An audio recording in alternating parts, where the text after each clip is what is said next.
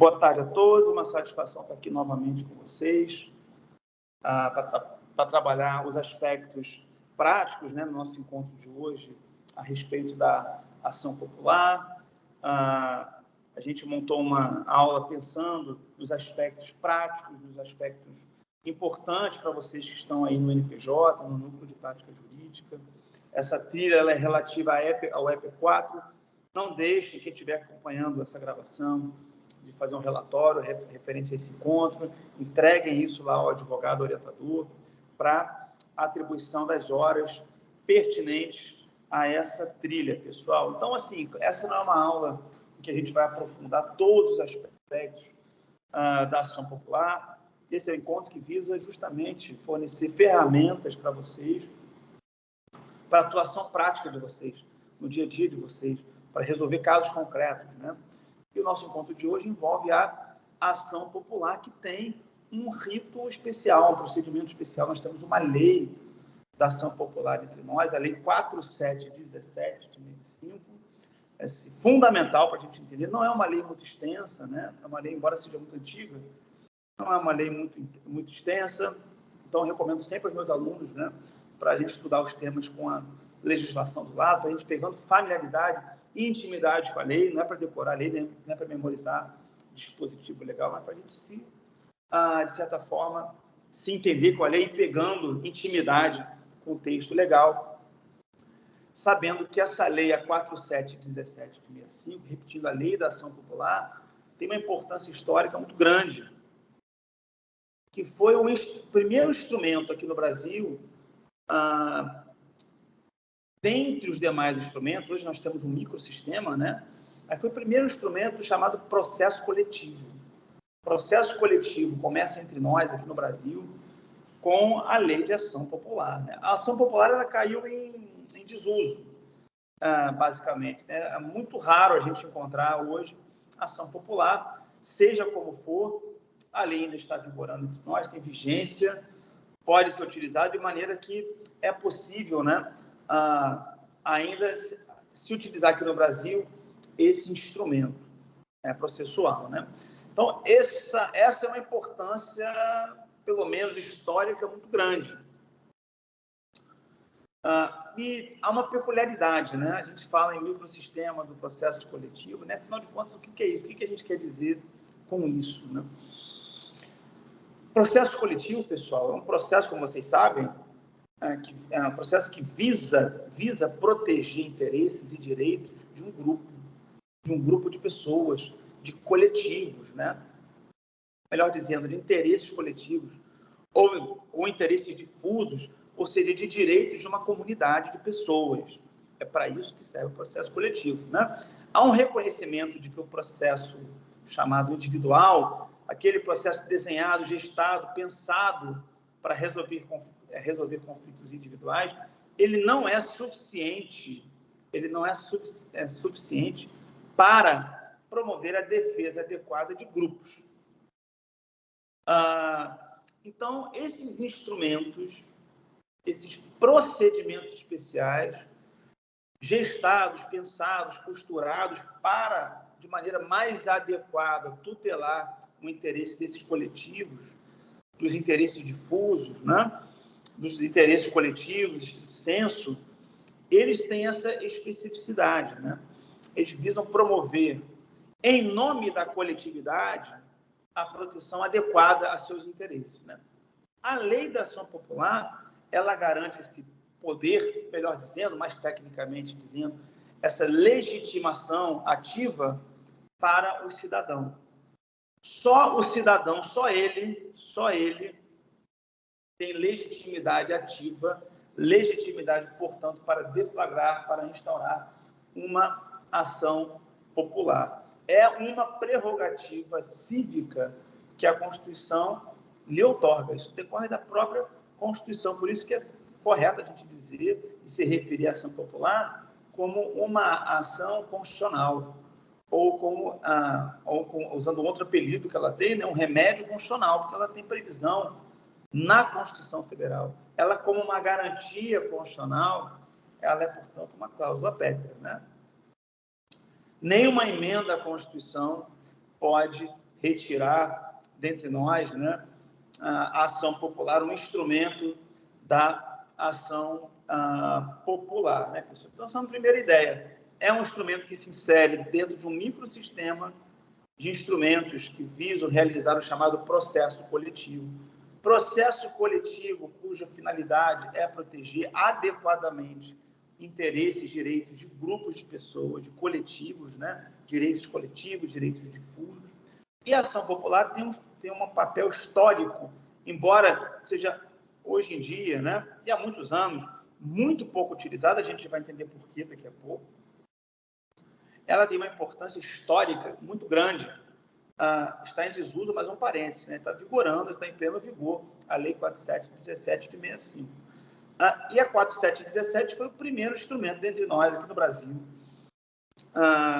em que houve uma previsão legal de um remédio, de uma ação, de um procedimento, melhor dizendo, para viabilizar a defesa de interesses de coletivos, de grupos de pessoas. E, por fim, repetindo, legitimação ativa. Quem pode promover a ação popular? Apenas o cidadão, o sujeito, pessoa natural, munida de título eleitoral, portador do título eleitoral. Não podem propor ação popular, né? Partidos políticos, entidades de classe, pessoas jurídicas, quaisquer organismos públicos ou privados, com ou sem personalidade jurídica, né? O Supremo Tribunal Federal declarou isso numa súmula muito antiga. A súmula 365 do Supremo Tribunal Federal diz isso com todas as letras, né? Para que serve a ação popular? Primeiro, objeto de proteção, nós já sabemos, era para proteger grupos, né? E para impugnar o quê? Para impugnar o quê? Qual é o objeto, digamos assim, de ataque, ou melhor dizendo, né, a proteção que se faz em relação à contrariedade ao direito, a ilegalidade do ato atacado. É um ato que é contrário ao direito, ao ordenamento. É um ato que infringe normas específicas ou ainda, mais genericamente, se desvia de princípios gerais da administração pública. Então, quando a lei fala em ilegalidade do ato, nós temos que pensar dessa maneira. Hoje, no direito administrativo, nós sabemos que há uma ideia não de legalidade estrita, de contrariedade a uma norma ou outra. Isso também, lógico, né? Mas a ideia que se usa hoje, contemporaneamente no direito administrativo, a mudança de paradigma que vive o direito administrativo é justamente no sentido de proteger os princípios que informam a administração pública. Hoje, portanto, a gente vai além da ideia de legalidade estrita, de infringência a uma norma específica, mas sim aos princípios constitucionais, às normas constitucionais. Temos uma era em que se reconhece, sem nenhuma dúvida, a força normativa das normas constitucionais, da Constituição.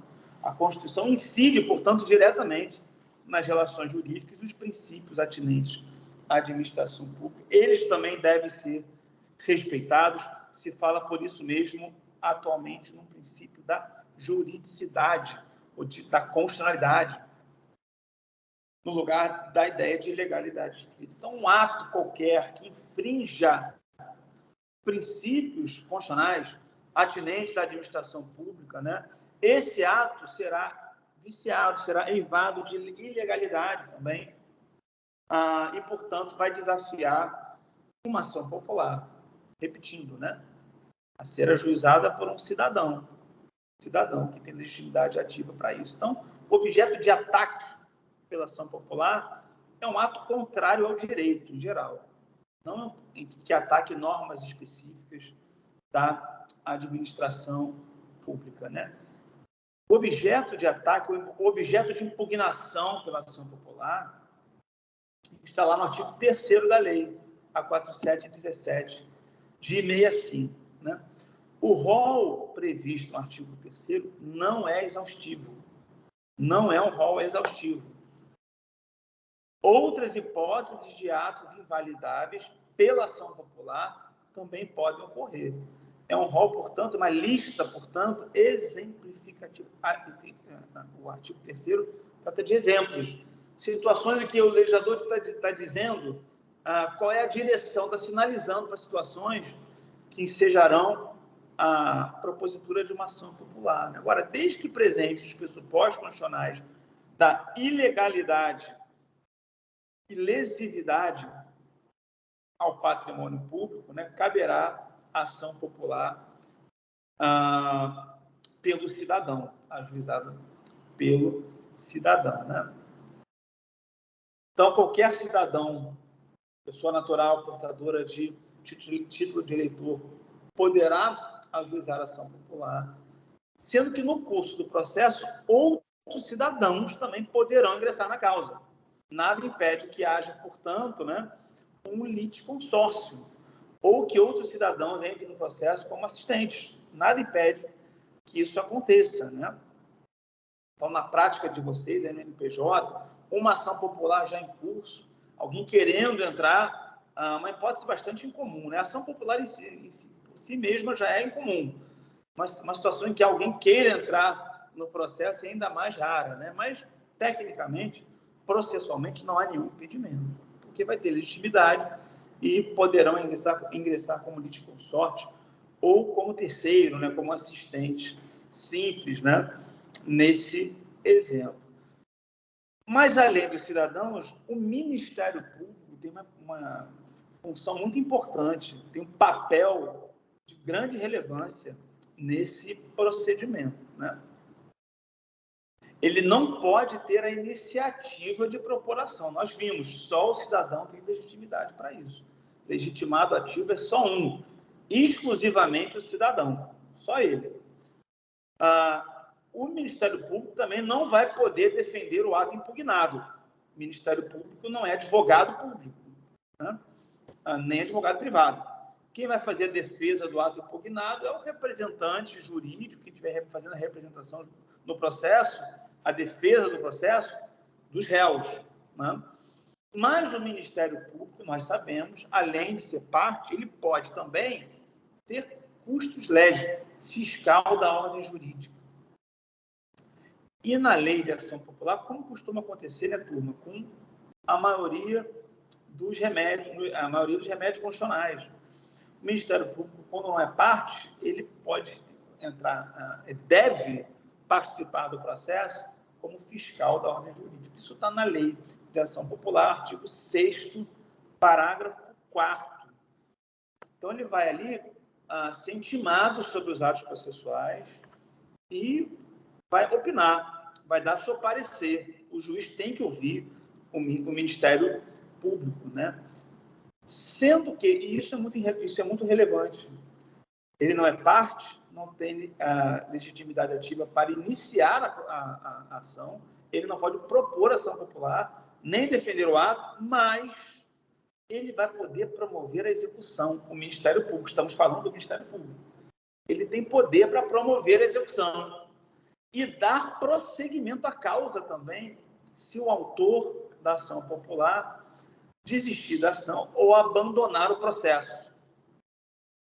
Se uma dessas hipóteses acontecer, artigo 9º da Lei de Ação Popular, o Ministério Público passa a ter legitimação. Ele vai poder atuar no processo. Lembrando que a ação popular se insere dentro, repetindo, né, dentro de um sistema, ou como prefere a doutrina, um microsistema relativo ao processo coletivo. Então, a gente sabe que o MP tem legitimação para ação civil pública, para improbidade administrativa, etc., etc., né? Então, mandado de segurança coletivo. Então, por que não também o MP, que é vocacionado para a proteção de interesses de grupos, né? Por que não não deferir essa legitimação no caso de desistência ou abandono pelo cidadão? A lei faz essa escolha. Claramente tem previsão legal, essa autorização é normativa, o artigo 9º da Lei de Ação Popular permite ao Ministério Público promover a execução, artigo 16, e dar prosseguimento à causa, artigo 9º, em caso de desistência ou abandono da demanda. Aí passa a ter legitimação, ele passa a poder passa a ter legitimidade para conduzir o processo, né? Interessante, pensando aqui nos aspectos práticos e já encaminhando para o nosso encerramento, né? Um aspecto procedimental interessante, redigindo uma petição inicial na NPJ de ação popular, enfim, só uma notinha de rodapé. Por que eu comecei nosso encontro dizendo que é uma ação que caiu em desuso, muito pouco utilizada, etc., né? Porque essa ação tinha uma importância histórica muito grande, sobretudo porque ela é o primeiro instrumento, ela surge em meados da década de 60, primeiro instrumento relativo ao processo coletivo, né, de proteção de grupos, etc. Mas nós já vimos a legitimação ativa é muito reduzida. Só o cidadão, pessoa natural. Isso gera uma disparidade muito grande. O cidadão sozinho, como autor da demanda, contra o poder público, contra as grandes empresas, etc., sozinho, tendo que contratar advogados, suportar sucumbência, eventuais pressões, ameaças, etc., né?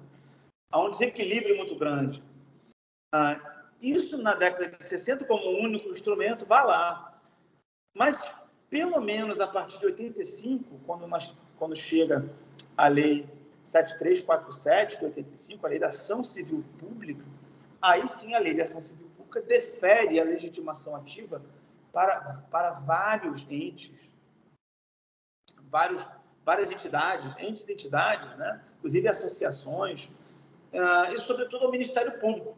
A própria Constituição Federal, no artigo 129, ela, quando vai se referir ao Ministério Público, ela fala da legitimação do MP para a ação civil pública. Então, a ação civil pública, sim, é muito utilizada. A ação civil pública que passou a ser, portanto, considerando esse amplo leque de legitimados ativos, o instrumento mais utilizado dentre nós, né? Porque o cidadão, diante de uma ilegalidade, ele indignado com, por exemplo, alguma lesividade ao patrimônio, à moralidade administrativa, patrimônio público, etc., ao invés de ter que ajuizar uma ação popular por conta própria, ele como autor, custeando, pagando advogado, assumindo os riscos de uma sucumbência, suportando pressões, etc., etc., em vez de fazer isso, ele pode apenas comunicar à Defensoria Pública, a uma associação, ao Ministério Público, a uma secretaria, ao próprio ente federativo, todos eles com legitimidade para propor ação civil pública, né? O artigo 5º da Lei de Ação Civil Pública. Então, por isso, né, fechando aqui o parênteses, né, que a ação popular, dentre nós, tem pouca utilidade, né? Pela limitação do polo ativo. Em relação ao polo passivo, não há limitação, turma.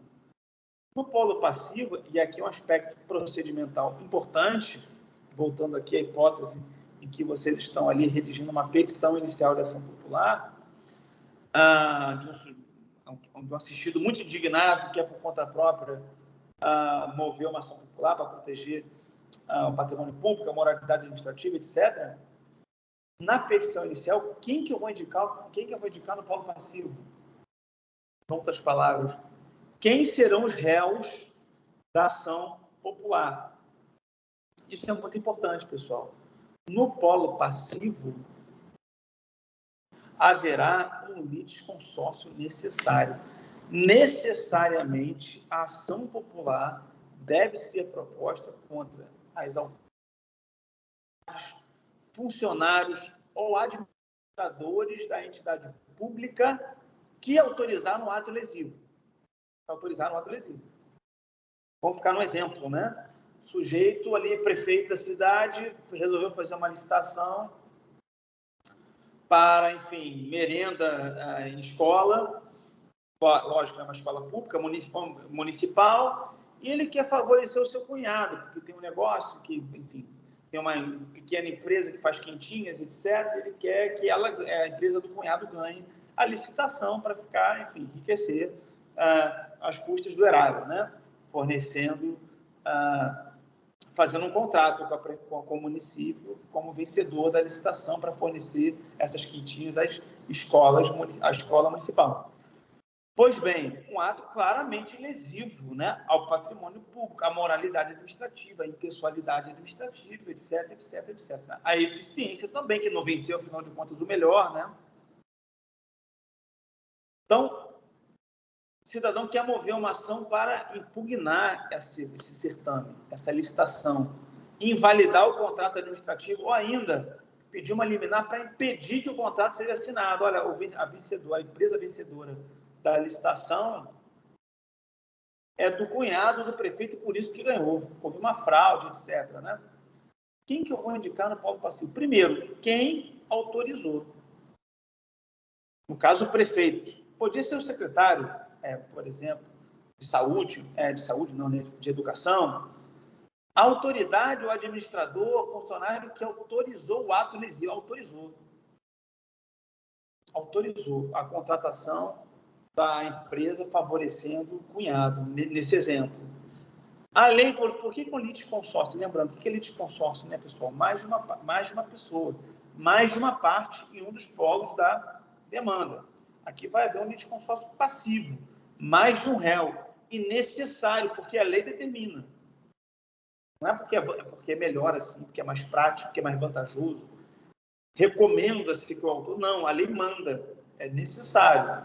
Eu tenho que indicar como réu, primeiro, o sujeito lá que autorizou em nome da entidade pública o ato lesivo, quem se beneficiou do ato, então, nesse exemplo, a empresa, né, a pessoa jurídica do cunhado do prefeito que venceu a licitação. Então, lá, Quentinhas S.A., também lá no polo passivo, ao lado do prefeito. E, além disso, a pessoa jurídica de direito público. Então, nesse exemplo, o município.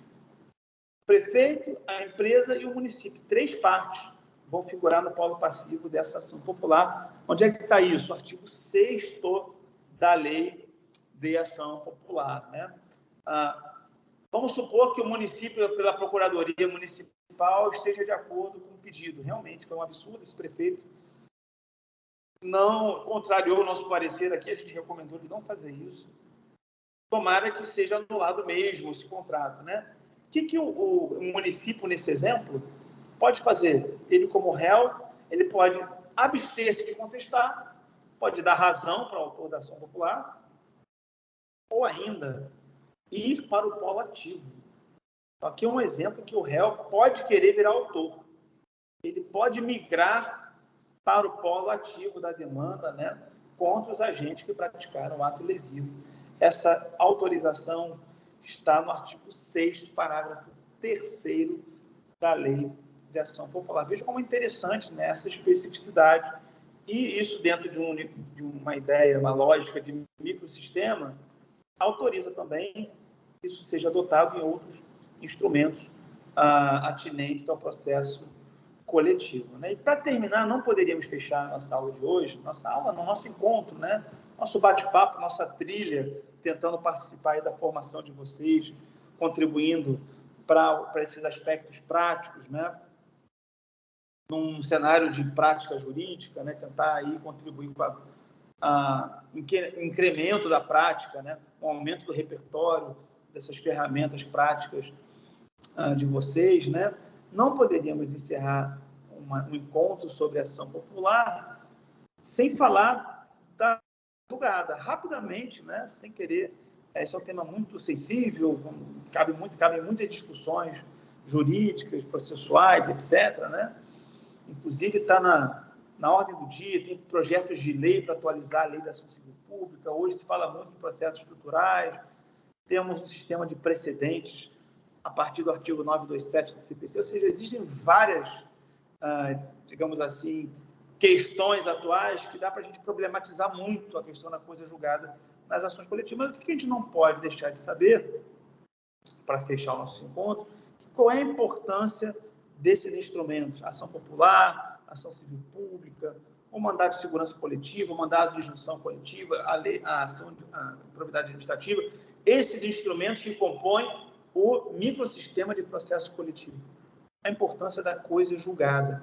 a coisa julgada nas ações coletivas, no caso de procedência, para favorecer o grupo, para proteger o grupo.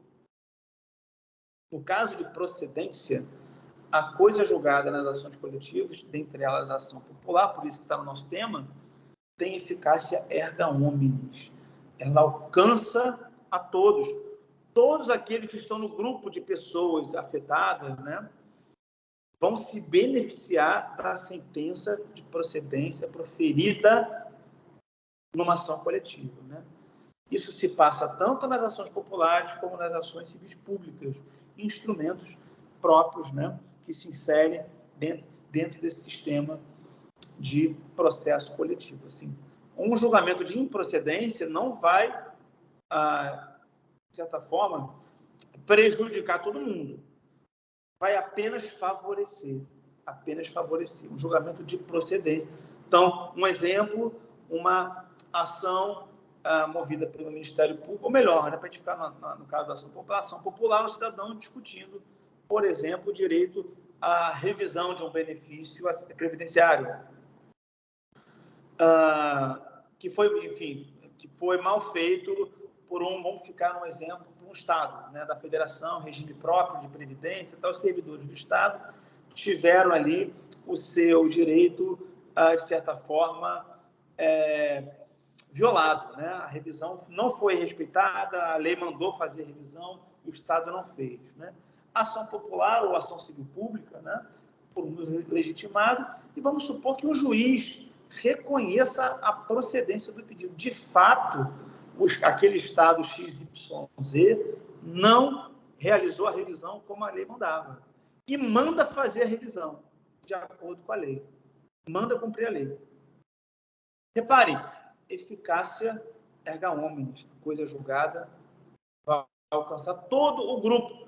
Não é todo mundo, né? Todo mundo que se insira dentro daquele grupo. Então, o grupo de pessoas, os servidores prejudicados pela revisão mal feita, não vai precisar entrar na justiça com as ações individuais, discutindo se tem o direito ou não à revisão. Não precisa fazer isso. Pega a sentença da ação coletiva, na ação popular, desse exemplo, e parte para a execução. As execuções podem ser individuais. A sentença, em outras palavras, né, a sentença numa ação coletiva, em caso de procedência, ela vai ser um título executivo, judicial, para as pessoas beneficiadas. Ela vai poder executar direto aquela sentença, ainda que não tenha participado do processo, porque é uma questão de representação. Então, há uma legitimação, digamos assim, né? Há muita discussão sobre isso, né? Mas é extraordinário, né? Vai estar, em nome próprio, defendendo o interesse alheio, esse interesse alheio das pessoas que não participaram do processo, mas que podem se beneficiar em caso de procedência. Isso é uma enorme vantagem, uma característica muito marcante das ações coletivas, né? Dentre as quais a ação popular, que, repetindo, voltando aqui para o início da aula, para a gente fechar, não tem muita utilização prática, não é tão comum, mas é um instrumento importantíssimo de certa forma, a realização do processo coletivo e, por que não também, né, pessoal, de manifestação concreta, né, civilizatória, né, da nossa cidadania. Qualquer cidadão, né, pode promover uma ação popular, de certa forma, deflagrando, instaurando sozinho um instrumento tão poderoso quanto esse, né? Acabamos de falar da coisa julgada, com eficácia erga omnes, né? Sozinho, o cidadão pode deflagrar um processo coletivo. Bom, era isso que eu tinha para trazer para vocês hoje. Não se esqueçam, né, quem chegou até aqui, repetindo nosso recadinho no início do nosso encontro, não se esqueçam de fazer um relatório, entregar ao advogado, ao orientador de vocês do NPJ, para que vocês não deixem de ser agraciados aí com as horas pertinentes a essa trilha. Tá bom, pessoal? Então é isso. Espero que tenham gostado. Espero que essas dicas tenham sido úteis para a atividade prática de vocês. E até o nosso próximo encontro. Grande abraço. Tchau, tchau.